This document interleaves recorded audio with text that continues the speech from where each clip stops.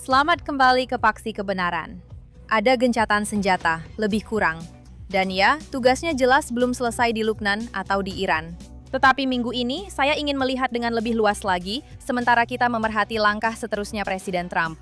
Dan dedahkan kaedah keganasan seksual yang mengerikan yang sedang digunakan oleh IRGC dan proksi rejim Islam untuk menakut-nakutkan rakyat di seluruh rantau ini. Dari Gaza hingga ke Tehran. Tetapi pertama sekali, mari kita bincangkan ujian moral tentang Iran, yang mana golongan kiri global sedang gagal secara langsung. Sekarang, selama beberapa dekad, golongan kiri telah memasarkan diri mereka seolah-olah mereka pihak berkuasa moral dalam hak asasi manusia. Pihak yang mendakwa lebih prihatin, lebih peka, dan berjuang lebih keras untuk golongan yang terdedah. Parti wanita, gay, imigran, hak sivil, dan menentang kekejaman polis serta hukuman mati. Saya tak mahu lagi dengar semua perkara ini, kerana ujian Iran membuktikan bahawa ini bukanlah sistem nilai sejagat. Ia adalah sistem yang terpilih-pilih. Lihat bagaimana golongan kiri bercakap tentang immigration atau kekejaman polis di Amerika Syarikat. Mereka akan menghabiskan bertahun-tahun mempertahankan orang yang melanggar undang-undang, menggambarkannya sebagai isu moral, isu kemanusiaan. Mereka akan menganjurkan, membantah, dan menjerit tentang kekejaman polis dan ICE secara lantang. Tetapi, jika kanak-kanak Iran ditembak di jalanan oleh penembak tepat IRGC kerana membantah, tiba-tiba itu bukan masalah kita. Itu bukan perang kita. Sekurang-kurangnya, 1.639 hukuman mati pada tahun 2025, jumlah tertinggi sejak 1989. Lebih daripada 90% daripada hukuman itu pun tidak diumumkan oleh rejim tersebut. Ratusan lagi hukuman mati telah berlaku pada tahun 2026, puluhan ribu telah terbunuh dalam protes sepanjang tahun-tahun ini. Lebih daripada 50.000 orang sedang ditahan sekarang. Ramai antara mereka berdepan hukuman mati kerana membantah. Mengikut kerangka pihak kiri sendiri, ini sepatutnya menjadi kisah hak asasi manusia terbesar di dunia. Tetapi ia tidak begitu.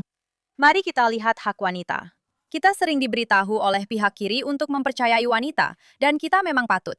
Sementara itu, di Iran, wanita hidup di bawah sistem apartheid jantina. Mereka dipukul, ditahan, atau dibunuh kerana tidak mematuhi peraturan. Dan apabila mereka membantah, mereka bukan sekadar menulis tanda pagar. Mereka berdepan risiko penyiksaan, keganasan seksual yang akan kita bincangkan, dan hukuman mati. Namun begitu, apabila keganasan seksual digunakan oleh rejim dan proksi mereka sebagai alat kawalan dan peperangan, wanita-wanita itu hilang daripada agenda pihak kiri kerana Trump atau Bibi atau apa sahaja alasan mereka hari ini. Dan lihatlah hak LGBTQ. Pihak kiri mengatakan bahawa ini tidak boleh ditawar-menawar, tetapi di Iran, menjadi gay boleh dihukum mati. Lelaki digantung pada kren. Sementara itu, di pihak kiri, terdapat lelaki gay seperti Glenn Greenwald yang telah mengulangi propaganda rejim selama bertahun-tahun, membantu mereka yang akan menghukumnya mati dalam perang maklumat. Jadi, saya tidak mahu mendengar lagi ceramah tentang kemanusiaan daripada orang yang memilih-milih manusia mana yang dianggap penting. Malangnya, ini telah menjadi dasar bagi pihak kiri dan bukan sekadar retorik.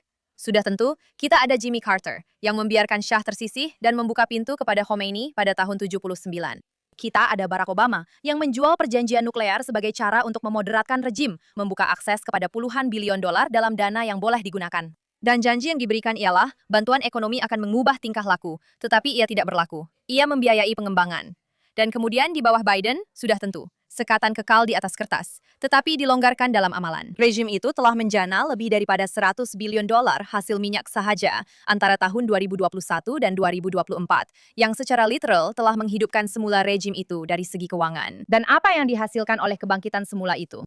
Lebih banyak penindasan di dalam negara, lebih banyak hukuman mati, lebih banyak tindakan keras, dan lebih banyak keganasan di luar negara melalui Khazbar Ahmas, Houthi, dan semua proksi pengganas di seluruh rantau ini. Dan sekarang, di samping dasar-dasar tidak masuk akal daripada pentadbiran Demokrat, Anda juga menghadapi sesuatu yang lebih teruk lagi datang daripada pihak kiri hari ini. Anda ada orang seperti Senator Chris Murphy dan Bernie Sanders, atau penganalisis seperti Cheng Uger dan Mehdi Hasan.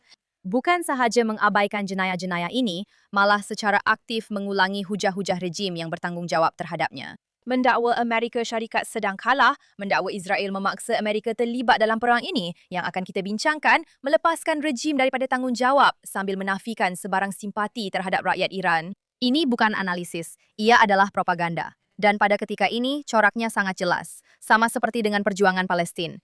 Ia bukan tentang hak asasi manusia, ia bukan tentang nilai progresif, dan ia juga bukan tentang orang yang mereka dakwa mereka pertahankan. Karena jika benar begitu, rakyat Iran akan menjadi tumpuan utama dalam perbualan ini, tetapi mereka tidak. Apa yang sebenarnya berlaku di sini ialah penentangan terhadap Amerika dan sekutunya, tidak kira apapun harganya. Walaupun harga yang perlu dibayar adalah mengabaikan hukuman mati dan keganasan seksual, mengabaikan lelaki gay yang digantung di kren, mengabaikan kanak-kanak yang ditembak di jalanan. Saya tidak akan lagi menerima ceramah daripada orang-orang ini tentang kemanusiaan. Iran adalah ujian moral hari ini, dan golongan kiri bukan sahaja gagal, malah mereka telah mendedahkan diri mereka sendiri. Dan sekarang kita beralih kepada bencana yang telah kita elakkan, Kamala Harris. Sekarang, sejak beberapa minggu lalu, satu naratif telah diketengahkan dengan wajah selamba, walhal ia sepatutnya ditertawakan dan ditolak mentah-mentah dalam mana-mana perbincangan serius. Sebaliknya, ia diulang-ulang oleh ahli politik, pengulas, dan orang-orang yang sepatutnya lebih tahu, yaitu dakwaan bahwa Amerika Syarikat tidak membuat keputusan sendiri dalam konflik ini, tetapi entah bagaimana telah diseret ke dalamnya oleh Israel, termasuk orang seperti Kamala Harris. Tetapi hujah ini hanya berkesan jika Anda pada masa yang sama menafikan keupayaan membuat keputusan daripada kedua-dua Amerika Syarikat dan Republik Islam. Karena ia memerlukan Anda untuk mempercayai bahwa Presiden Amerika Syarikat tidak boleh bertindak tanpa kebenaran Israel. Sambil juga mempercayai bahwa rejim yang telah menghabiskan berdekad-dekad membina, membiayai dan mengarahkan peperangan keganasan proksi di seluruh rantau ini hanya sekadar bertindak balas secara pasif terhadap peristiwa yang berlaku. Lihat ini. Dia terlibat dalam peperangan, ditarik masuk oleh Bibi Netanyahu. Mari kita jelaskan tentang perkara itu. Terlibat dalam peperangan yang rakyat Amerika tidak mahukan. Meletakkan anggota tentera Amerika dalam risiko. Masih menyakitkan untuk mendengar wanita ini bercakap kerana dia sangat bodoh sekali. Tetapi, Anda tahu, apa yang kita dengar tadi sebenarnya bukanlah satu cubaan serius untuk memahami realiti konflik ini. Bukan kerana dia akan memahaminya pun, tetapi kerana tujuan utama kenyataan-kenyataan seperti ini adalah untuk mengalihkan tumpuan daripada Republik Islam dan sebaliknya meletakkannya kepada Israel, supaya rejim yang mencetuskan ketidakstabilan, yaitu Republik Islam, hilang dari perhatian. Sementara itu, Israel menjadi watak utama dalam cerita ini. Dan apabila Anda faham perubahan itu, segala-galanya yang lain akan lebih cepat menjadi jelas. Itulah sebabnya Anda dengar dakwaan kedua yang kini banyak diperkatakan bahwa Amerika Syarikat seolah-olah sedang diseret ke dalam peperangan, seolah-olah dasar Amerika tidak dibentuk oleh kepentingan Amerika sendiri, tetapi oleh tekanan luar. Dan kita telah mendengar perkara ini daripada orang seperti Kamala Harris, tetapi kita juga mendengarnya daripada ahli sains politik seperti John Mearsheimer, yang telah lama mempunyai obsesi pelik terhadap Israel, dan juga ahli Kongres seperti Ilhan Omar, yang secara terbuka menghasut terhadap Presiden Amerika Serikat untuk memburukkan Israel. Lihat apa yang dikatakan oleh Mearsheimer. Laporan New York Times tempoh hari itu pasti akan membuat ramai rakyat Amerika sedar bahawa Israel telah memimpin kita masuk ke dalam peperangan ini tanpa kita sedari. Dan terdapat pelbagai individu dalam institusi keselamatan negara yang telah memberi amaran awal jika bukan amaran keras. Tetapi kenapa kita pergi? Kerana pihak Israel telah meyakinkan Presiden Trump bahawa ia adalah satu idea yang baik bahawa mereka mempunyai strategi yang boleh dilaksanakan. Maksud saya, berita baiknya ialah Mearsheimer silap tentang hampir setiap satu ramalannya. Jadi hakikat bahwa dia mengatakan ini seolah-olah ia adalah sesuatu yang buruk, sebenarnya adalah petunjuk yang baik, bahwa ia adalah dasar yang betul dan perkara yang tepat untuk dilakukan. Tetapi kita juga pernah dengar kebodohan ini daripada orang seperti John Kerry, yang sangat cepat menyalahkan Netanyahu, sedangkan sebenarnya Netanyahu bukan pun Perdana Menteri Israel pada masa Bush menjadi presiden. Tetapi lihatlah apa yang dia katakan minggu ini. Ya, dia mahu kita menyerang. Dia menemui Presiden Obama. Dia mengemukakan pembentangan untuk meminta serangan dilancarkan. Presiden Obama menolak. Presiden Biden menolak. Presiden Bush menolak. Satu-satunya presiden yang bersetuju dengan perkara ini sudah tentu ialah Presiden Trump. Maksud saya, ini adalah seseorang yang memang terkenal dengan rekod panjang berbohong secara terang-terangan. Jadi ia tidaklah mengejutkan. Maksud saya, siapa peduli tentang fakta? Betul tak, John Kerry? Tapi kita akan lupakan saja hakikat bahwa itu sebenarnya adalah hujah yang sama. Tepat seperti yang digunakan oleh pegawai rejim Islam. Yang masih tinggal, betul? Maksud saya, kita ada Galibaf di sini. Lihatlah. Begitu juga mereka mempertahankan rejim mereka. Perbincangan yang saya maksudkan dengan hashtag itu, sekarang kerajaan ini secara lisan kata Amerika yang utama, tapi dalam tindakan sebenarnya Israel yang utama. Sebab mereka membuat keputusan berdasarkan maklumat salah yang diberikan olehnya dengan perancangannya. Dalam kedua-dua kes, ceritanya ialah Israel bertindak dan Amerika atas apa jua alasan mengikutinya. Dan kemudian Iran hanya bertindak balas terhadap situasi itu, yang mana sudah tentu bukanlah gambaran realiti, tetapi satu kerangka yang sengaja diwujudkan, dan kebetulan selari sepenuhnya dengan cara Republik Islam itu sendiri menggambarkan konflik ini selama bertahun-tahun. Kerana pemimpin Iran sendiri telah berulang kali mendakwa bahawa tindakan AS adalah untuk menyelamatkan Israel, bahawa Amerika tidak bertindak sebagai kuasa berdaulat, tetapi sebagai lanjutan kepada kepentingan Israel. Dan itulah sebenarnya keseluruhan naratif ini, bahawa ini bukan perang Amerika, itulah inti sebenar semuanya. Dan mereka pun tidak menyembunyikan mesej itu. Maksud saya, mereka malah menyebarkannya. Hakikat bahawa anda kini mendengar pelbagai versi hujah yang sama itu daripada kedua-dua pihak kiri dan kanan di Amerika.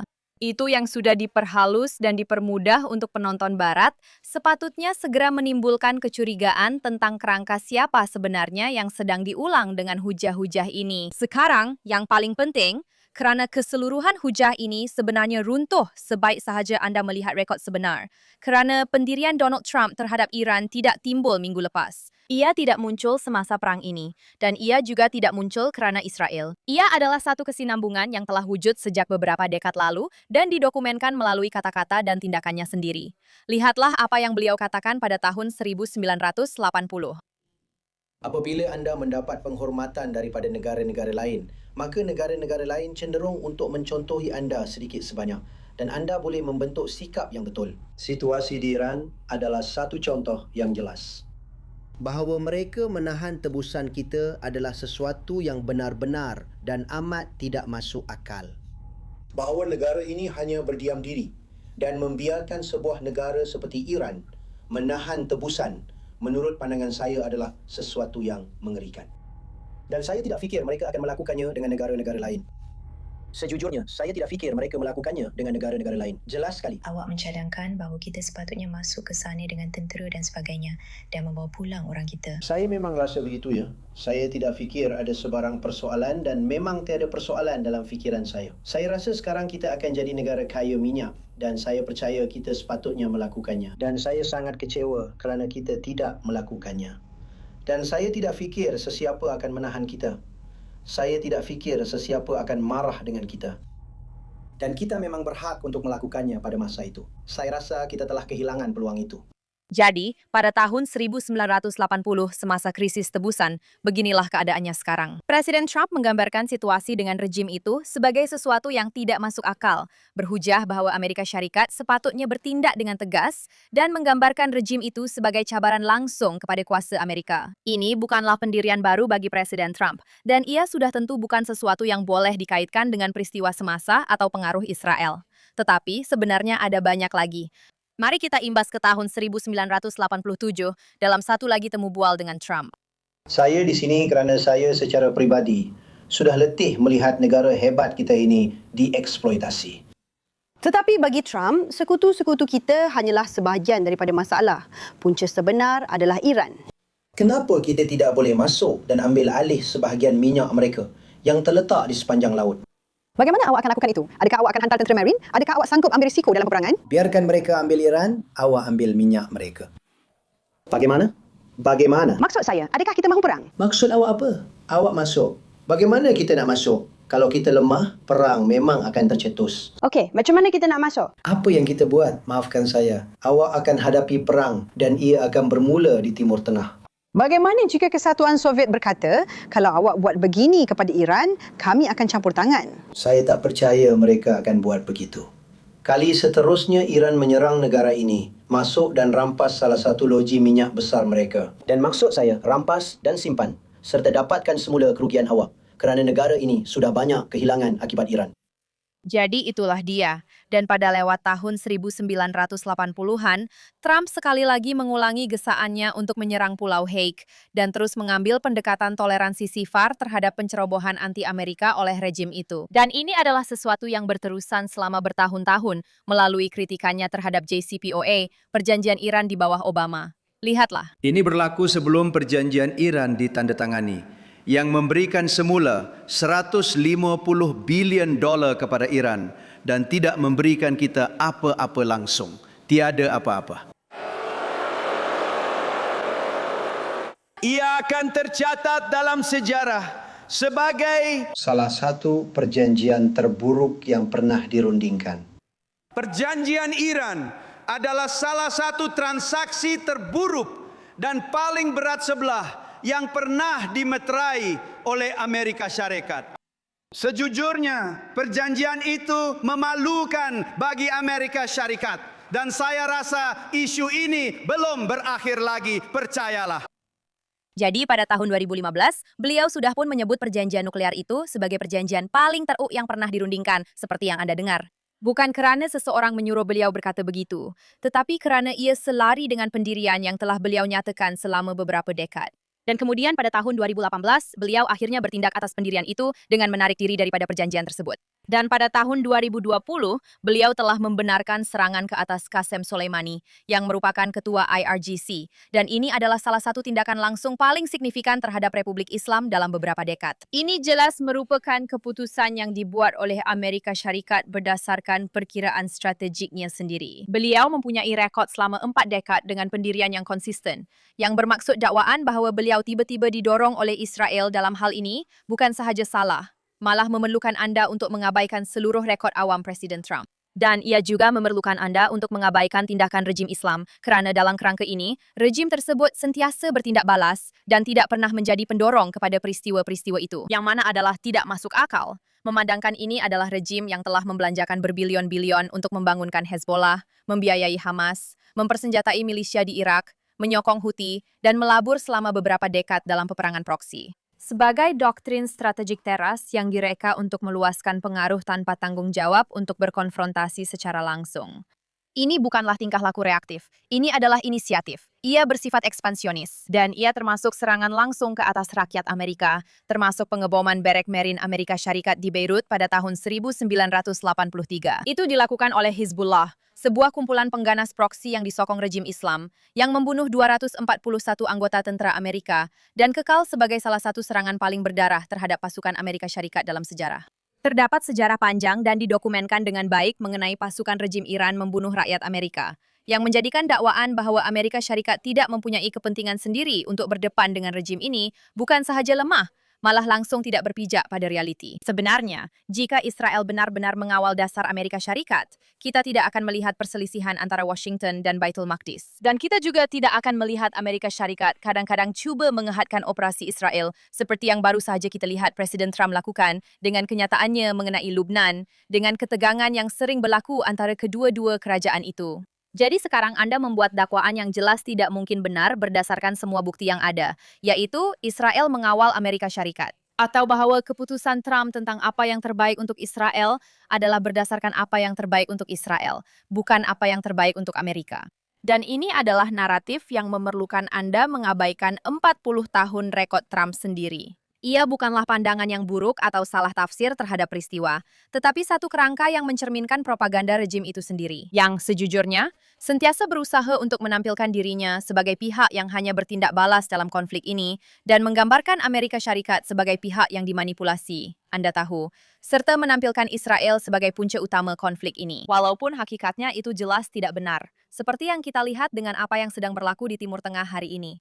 Sebenarnya, apabila Anda mengulangi kerangka itu, Anda bukan sedang menganalisis peperangan. Anda sebenarnya mengukuhkan naratif yang sama, Kamala, yang coba disebarkan oleh rejim itu sendiri. Dan Anda seolah-olah mengiyakan perkara itu. Rekod 40 tahun yang dimiliki oleh Presiden Trump itu entah bagaimana dikaitkan dengan Benjamin Netanyahu, seorang tokoh yang Trump sendiri pun tidak kenal pada masa itu. Ia tidak masuk akal. Baiklah, seterusnya kita ada 2 berita yang muncul minggu ini. Itu benar-benar menembusi segala kekeliruan dan memaksa Anda untuk melihat secara langsung bagaimana rejim ini dan proksi-proksinya sebenarnya beroperasi. Bukan sekedar dalam teori, sudah tentu, atau dalam hujah-hujah, tetapi dengan cara yang kejam dan sangat-sangat pribadi. Yang pertama ialah Kes Salehi Akbari, seorang juru rawat berumur 38 tahun, juru teknik bilik pembedahan, dan pendaki gunung dari Ardabil, yang bersama suaminya Ahmed Kurai telah membantu para penunjuk perasaan semasa kebangkitan baru-baru ini, yang sebenarnya menjadi sebab mengapa mereka menjadi sasaran pada mulanya, apabila pasukan keselamatan menyerbu rumah mereka. Apa yang berlaku selepas itu bukan sekadar pembunuhan, ia adalah satu tindakan keganasan yang disengajakan untuk mematahkan semangat mereka dan menghantar mesej yang jauh melangkaui keluarga mereka. Kerana apabila dia cuba melindungi suaminya semasa serbuan IRGC, dia sebenarnya telah ditembak dan dibunuh. Dan sepatutnya itu menjadi pengakhiran yang tragis, tetapi ia tidak berakhir di situ. Menurut laporan yang kini tersebar luas, termasuk liputan dari Iran International, pasukan keselamatan bukan sahaja membunuhnya. Mereka merakam apa yang mereka lakukan selepas itu di bilik mayat dan menghantarnya terus kepada suaminya. Sebuah video yang menunjukkan pasukan IRGC mendera tubuhnya secara seksual. Lihat apa yang dikatakan oleh Ahmed. Saya rasa malu untuk menghantar mesej mereka. Dia telah menghantar satu mesej kepada mereka mahu membuka telefonnya. Telefonnya menggunakan cap jari. Mereka pergi ke bilik mayat. Di sana, mereka menekapkan jarinya pada telefon untuk membukanya. Kamu tahu apa mesej yang dibagi pada aku? Dia kata, Flanza, isteri kau sekarang di tangan aku sendiri. بعد عکس میفرسته برا من.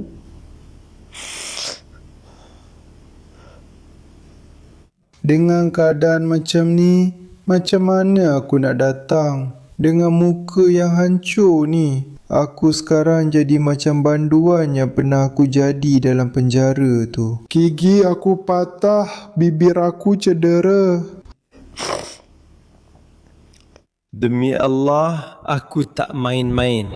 Apabila Anda dengar dia bercakap tentang itu, Anda sedang mendengar seorang lelaki yang menerangkan bagaimana orang yang membunuh istrinya memastikan kematiannya bukanlah pengakhiran penderitaannya, tetapi permulaannya. Dengan menjadikan tubuh istrinya sebagai senjata terhadapnya dan memaksanya untuk melihat, memastikan apa yang mereka lakukan terhadap istrinya akan sentiasa tersemat dalam fikirannya. Dan memang benar, kerana selepas dia mengalami penyiksaan psikologi yang disengajakan pada tahap itu, selepas dipaksa menonton rakaman itu, dan selepas dibiarkan tanpa keadilan, tanpa siapa yang bertanggung jawab atau jalan untuk melarikan diri. Ahmed Khodai tidak dapat hidup dengan apa yang telah dilakukan terhadap istrinya dan menamatkan hidupnya sendiri semalam. Sekarang, cerita penuh bukan sahaja bahawa pasukan rejim Islam telah membunuhnya, tetapi mereka juga telah menghancurkan dia dalam proses itu.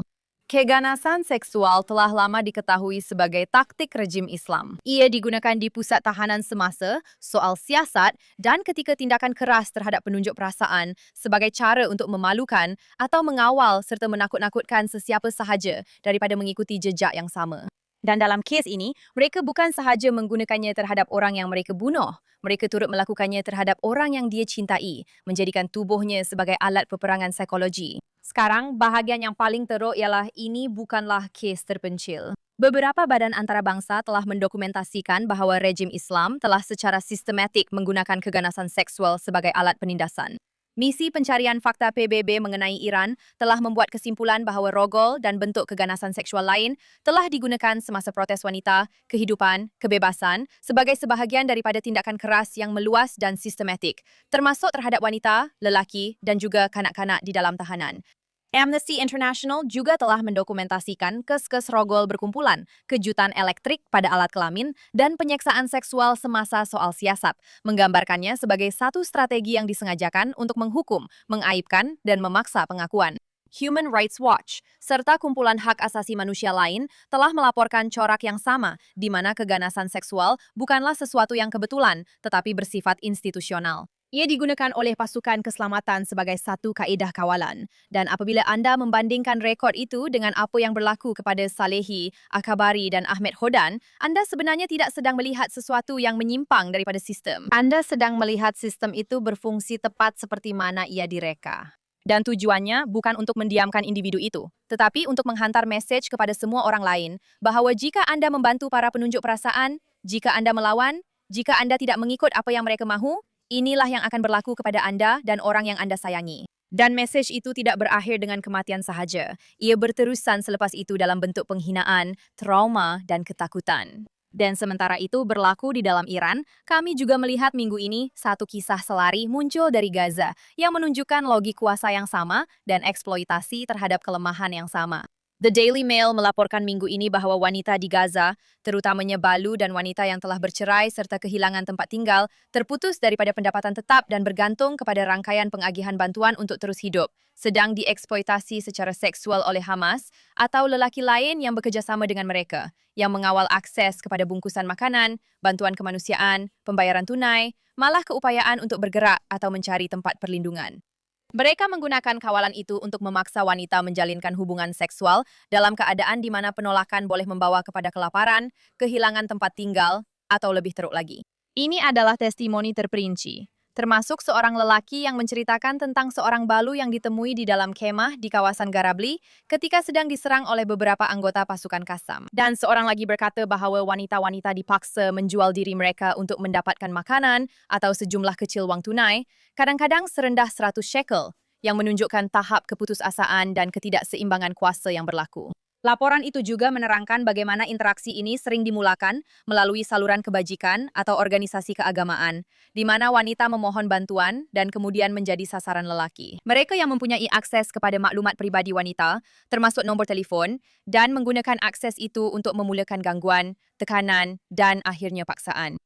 Kini, seorang wanita yang dikenali sebagai Nur, seorang ibu tunggal kepada 4 anak yang telah bercerai dan kehilangan tempat tinggal, menceritakan bagaimana seorang lelaki yang bekerja melalui sebuah badan kebajikan Islam menghubunginya. Selepas dia meminta bantuan, lelaki itu terus mengganggunya dan kemudian dengan jelas memberitahu bahawa dia tidak boleh melaporkannya atau melawannya dengan berkata secara langsung, "Kamu tak boleh dedahkan saya adalah kerajaan di sini."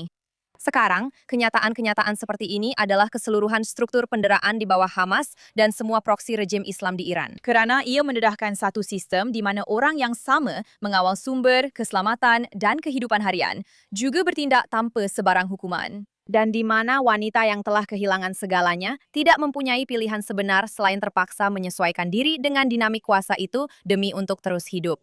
Apabila Anda melihat kedua-dua kisah ini bersama-sama, Anda akan nampak corak yang sangat jelas kerana di Iran, Anda mempunyai sebuah negara yang menggunakan keganasan seksual sebagai alat penindasan, sebagai peperangan psikologi. Dan di Gaza, Anda mempunyai kumpulan pengganas proksi yang melakukan perkara yang sama. Sekarang, ini bukan tentang insiden terpencil atau beberapa individu yang bertindak jahat. Ia berkaitan dengan sistem yang membolehkan tingkah laku ini dan budaya yang menormalkannya. Dan itulah sebabnya, cubaan berterusan untuk meletakkan Israel setaraf secara moral dengan pihak-pihak ini bukan sahaja malas, malah sebenarnya satu penghinaan kepada orang yang hidup di bawah mereka. Kerana terdapat perbezaan asas antara sebuah demokrasi yang berperang dan rejim atau organisasi yang menggunakan rogol, penghinaan dan paksaan sebagai alat kuasa. Dan jika Anda tidak dapat melihat perbezaan itu, maka kerangka hak asasi manusia Anda bukan sahaja tidak konsisten, ia langsung tidak berkaitan dengan realiti. Dan dengan itu, mari kita teruskan kepada kisah-kisah baik, buruk, dan hodoh minggu ini. Perkara buruk minggu ini adalah sesuatu yang telah kami beri amaran selama berbulan-bulan, dan ia sedang berlaku ketika ini, yaitu peningkatan serangan yang disasarkan ke atas institusi Yahudi di luar Israel. Ia bukan sesuatu yang rawa, dan ia bukan kejadian terpencil. Kini terdapat satu kumpulan yang benar-benar mengaku bertanggung jawab atas beberapa serangan, dan kumpulan itu menamakan diri mereka Harakat Ashab Al-Yamin, Al-Islamiyah, yang telah muncul dalam beberapa minggu kebelakangan ini, dan kini sedang disiasat, sekurang-kurangnya oleh pihak berkuasa Eropah, sebagai kemungkinan kumpulan pengganas proksi yang mempunyai kaitan dengan Iran.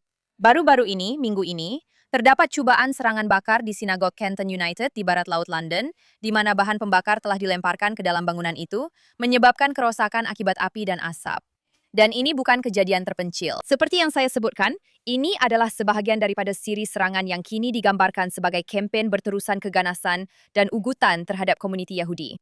Kumpulan yang sama itu telah mengaku bertanggung jawab atas serangan lain dalam tempoh masa yang sama, termasuk serangan bom api ke atas ambulans komuniti Yahudi. 2 daripada mereka sebenarnya berlaku di Golders Green, di mana beberapa kenderaan milik Hezbollah telah dibakar di luar sebuah sinagog. Menggunakan bahan pembakar, taktik yang serupa, menyebabkan letupan dan memusnahkan peralatan kecemasan yang penting.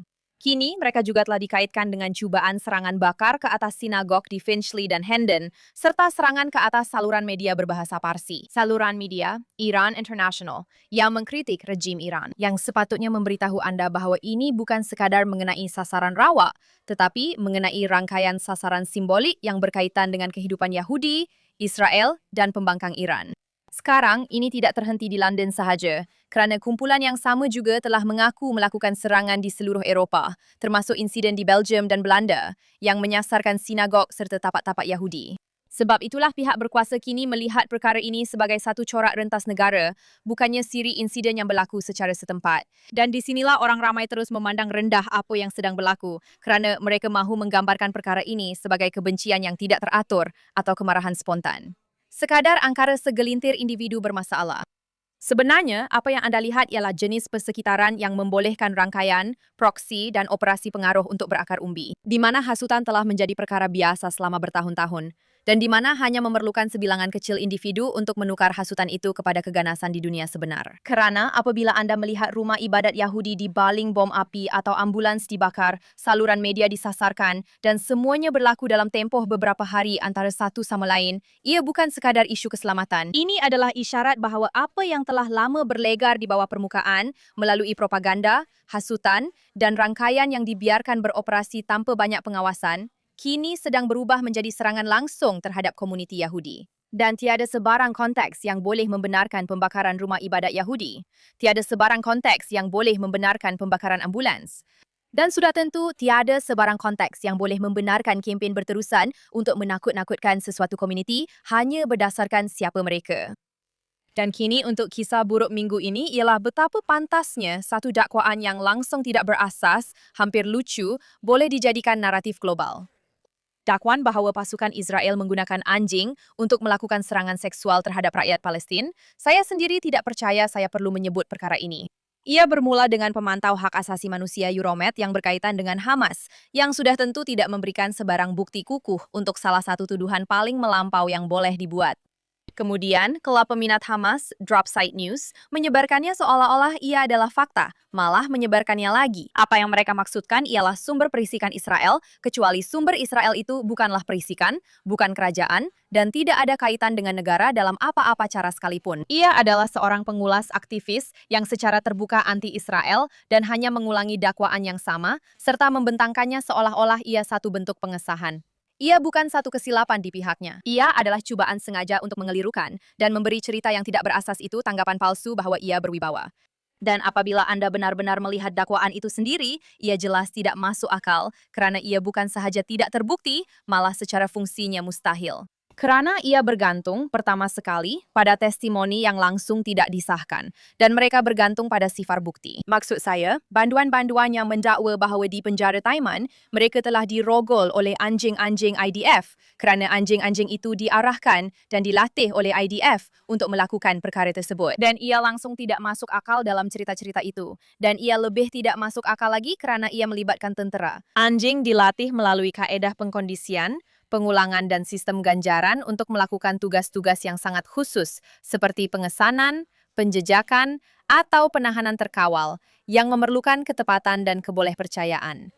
Tetapi bukan tingkah laku yang rawa atau sukar diramal. Tiada rangka kerja latihan di mana-mana di dunia untuk anjing yang mengkondisikan haiwan untuk tindakan seksual atas arahan, kerana itu bukan tingkah laku yang boleh distandarkan, dikawal, atau digunakan dalam situasi operasi. Jadi sesiapa yang mempunyai pengetahuan asas tentang mengendalikan program anjing kerja akan tahu perkara itu serta-merta. Jadi apa yang tinggal hanyalah dakwaan yang tidak masuk akal ini tanpa sebarang bukti dan langsung tidak tahan diuji dengan logik yang paling asas. Tetapi saya sebenarnya pergi satu langkah lebih jauh kerana saya bercakap dengan seorang askar yang pernah berkhidmat di Sde Taiman dalam beberapa bulan lalu, dalam beberapa tahun kebelakangan ini, dan saya bertanya kepadanya tentang perkara ini secara khusus. Dan jawapannya sangat mudah. Dan saya petik, itu sangat bodoh. Bagaimana anda boleh menggunakan haiwan untuk merogol seseorang? Itu tidak benar. Jadi, itulah jawapannya. Itulah tahap keseriusan yang sepatutnya diberikan kerana ini bukanlah kewartawanan penyiasatan. Ini adalah saluran propaganda di mana dakwaan yang tidak boleh dipercayai, hampir lucu, diterbitkan, diambil, diperbesarkan, dan kemudian dihias dengan autoriti palsu, sehingga ia kelihatan cukup nyata untuk dipercayai oleh orang ramai. Dan apabila ada yang meminta bukti, ia sudah pun tersebar kemana-mana. Dan kerosakan di sini bukan sekadar orang ramai disesatkan. Masalahnya ialah Anda mengambil salah satu jenayah paling serius yang wujud dan menjadikannya senjata politik, yang sudah tentu menjejaskan mangsa sebenar dan kes sebenar dengan membanjiri ruang dengan dakwaan yang tidak pernah dapat dibuktikan dan memang tidak pernah dibuktikan sejak awal lagi. Jadi, cerita sebenar bukanlah seperti yang mereka katakan berlaku. Cerita sebenar ialah betapa mudahnya untuk mencipta cerita palsu seperti ini dan menolaknya ke dalam sistem, serta menganggapnya sebagai fakta, tanpa pernah memenuhi piawaian bukti yang paling asas. Dan akhir sekali, perkara baik minggu ini bukannya ada apa-apa yang telah diperbaiki, tetapi kemunafikan itu begitu jelas sehingga Anda tidak perlu lagi menunjukkannya. Kerana minggu ini, Candace Owens yang telah menghabiskan berbulan-bulan memperbesarkan retorik paling beracun anti-Yahudi dan anti-Israel dalam talian, kini sedang disaman kerana fitnah atas dakwaan palsu mengenai Rajid Macron. Dan tiba-tiba, semuanya menjadi sangat nyata kerana bukan sahaja dia sedang disaman, tetapi siapa yang dia cari sebaik sahaja ada akibat sebenar. Sekarang, Laura Loomer sebenarnya mendedahkan minggu ini bahawa pembelaan undang-undang beliau, pembelaan undang-undang Candace, sedang dikendalikan oleh Kasowitz. Benson Torres, sebuah firma guaman utama di New York, sangat terlibat dalam institusi undang-undang dan politik yang sama yang dia pura-pura lawan. Sebuah firma di mana David Friedman pernah menjadi rakan kongsi sebelum berkhidmat sebagai duta Amerika Syarikat ke Israel. Ya, Candace telah mengupah seorang peguam Yahudi Zionis untuk mewakilinya. Dan mari kita jelaskan bagaimana rupa perkara ini. Candace, awak menghabiskan berbulan-bulan menyebarkan retorik yang menyasarkan komuniti Yahudi, mempersoalkan kesetiaan, memperkuat naratif yang secara langsung menyokong propaganda anti-Amerika yang bermusuhan, dan memanggil orang Yahudi sebagai sinagog syaitan. Namun, sebaik sahaja awak disaman kerana fitnah, sebaik sahaja ada pertanggungjawaban sebenar atas apa yang awak katakan, awak terus lari kepada salah satu firma paling terkenal di negara ini, sebuah firma yang dibina dalam dunia Zionis yang awak dakwa ingin dedahkan. Betulkah? Dan jangan lupa bahawa firma yang sama ini juga sangat berkait rapat dengan mempertahankan Israel dan kepentingan Yahudi dalam ruang undang-undang dan politik peringkat tinggi. Ini bukan ironi, ini adalah kejatuhan sepenuhnya. Kerana jika awak benar-benar percaya dengan apa yang awak katakan, Candace, awak tidak akan bergantung kepada struktur yang sama yang awak habiskan masa untuk menyerangnya. Dan awak pasti tidak akan bergantung kepada ekosistem undang-undang yang dibina oleh dunia yang sama yang awak dakwa awak lawan. Tetapi sebaik sahaja ia melibatkan reputasi dan liability awak, masa depan awak dipertaruhkan, semua itu hilang dan awak pergi tepat ke tempat yang sama seperti orang lain, kepada peguam terbaik yang awak boleh cari. Dan itulah perkara baik minggu ini, bukan kerana apa-apa telah berubah dengan wanita yang teruk ini, tetapi kerana topengnya sudah tertanggal sepenuhnya dan tiada lagi cara untuk berpura-pura sebaliknya. Dan dengan itu, kita tamatkan untuk minggu ini. Tetapi kita akan kembali minggu depan dengan lebih banyak cerita tentang apa yang sebenarnya berlaku di seluruh rantau ini dan bagaimana perang menentang Republik Islam sedang berkembang jika gencatan senjata masih akan diteruskan. Seperti biasa, jika ada cerita yang Anda rasa patut kami liputi, Anda boleh hubungi saya di media sosial sebagai Emily K. Schrader atau di Instagram sebagai Emily Intel Afif. Dan saya akan jumpa Anda minggu depan di sini di JNS dengan Access of Truth.